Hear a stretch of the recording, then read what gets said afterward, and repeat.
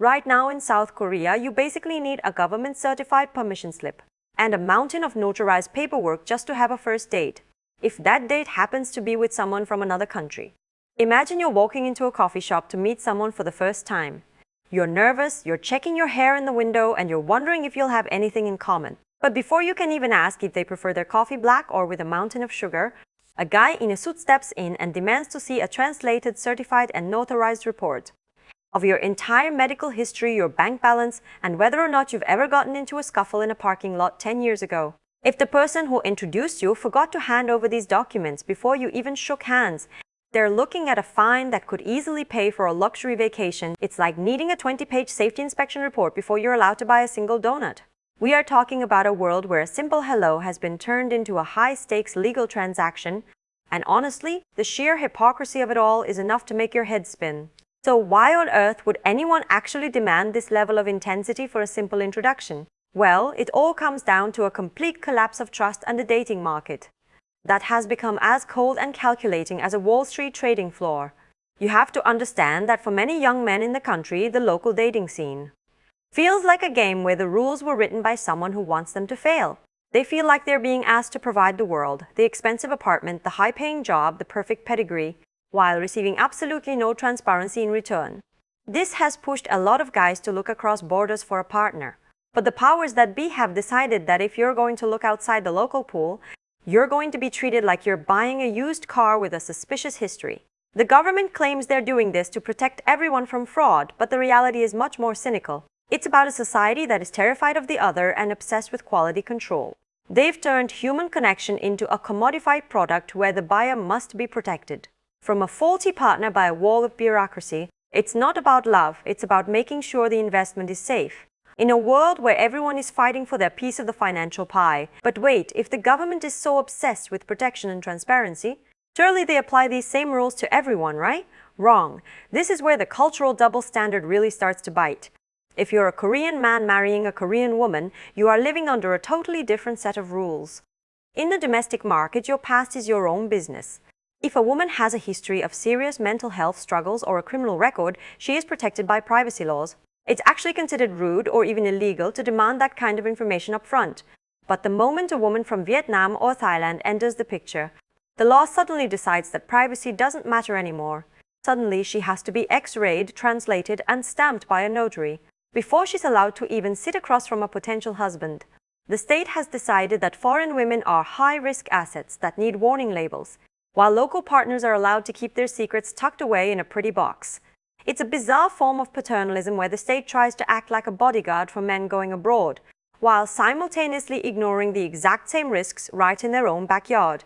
So what happened when the authorities actually started enforcing these rigid rules? They went after a broker in the Songpa district of Seoul, a guy named Kim, who made the terrible mistake of introducing a man to a woman without handing over the translated dossier first. He treated a first meeting like a normal human interaction, a casual introduction to see if there was any spark. But the court wasn't interested in sparks, they were interested in the paperwork. They slapped him with a 3 million won fine because he didn't provide the product specifications before the test drive. And this is where the cold logic of the system starts to backfire, because the cost and time required to get all these documents notarized and translated for every single potential match is astronomical. Brokers are starting to cut corners or just quitting entirely. This isn't making things safer, it's just making the whole process more expensive and less spontaneous. You've effectively killed the possibility of a natural connection and replaced it with a robotic exchange of data. Think about the sheer logistics of this for a second. A health certificate usually only lasts about 6 months to 1 year. In the world of international dating, things move fast. By the time you get a document translated and notarized, it might already be expiring. But the law doesn't care about the reality of how people actually meet.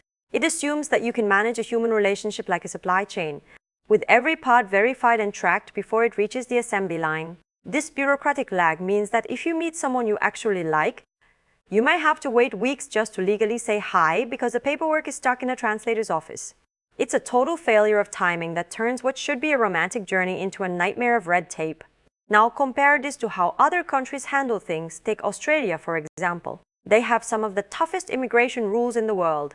They check everything, health, character, you name it, but they do it during the visa process. They don't force two people to exchange medical records before they've even had a chance to decide if they like each other's company. The Korean system is unique in its absurdity because it forces private citizens and small-time brokers to act like amateur detectives and medical examiners. It's a farce where a guy like Kim gets punished for not being a better bureaucrat, even though he was just trying to help two people meet.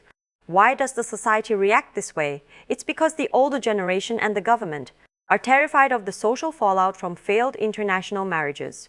They've seen the stories of scams and broken homes, and instead of fixing the underlying issues of why people are struggling to find partners at home, they just decide to regulate the foreign option into oblivion.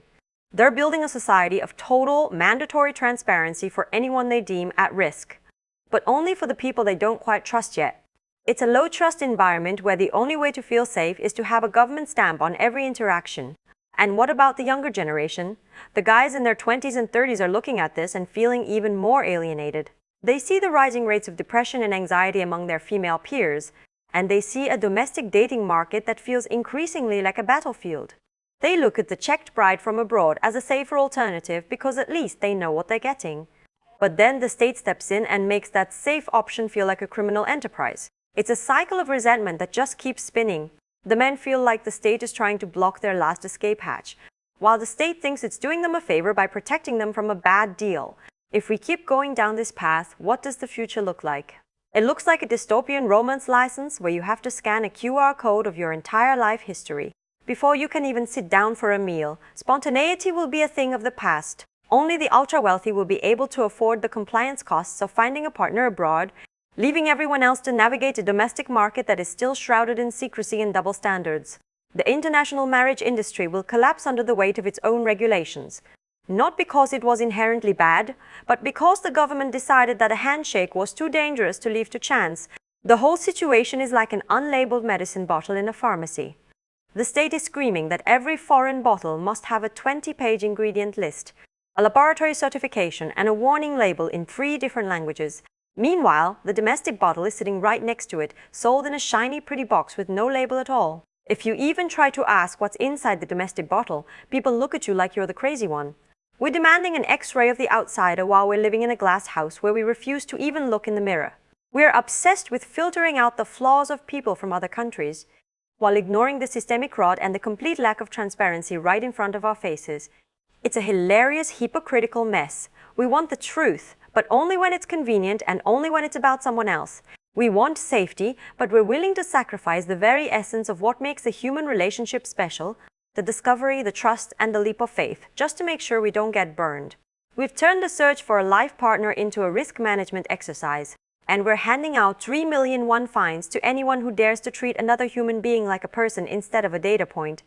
So where does that leave us? It leaves us in a place where the law has officially killed the blind date. It leaves us in a place where the middleman is the sacrificial lamb for a government that doesn't know how to handle a changing world.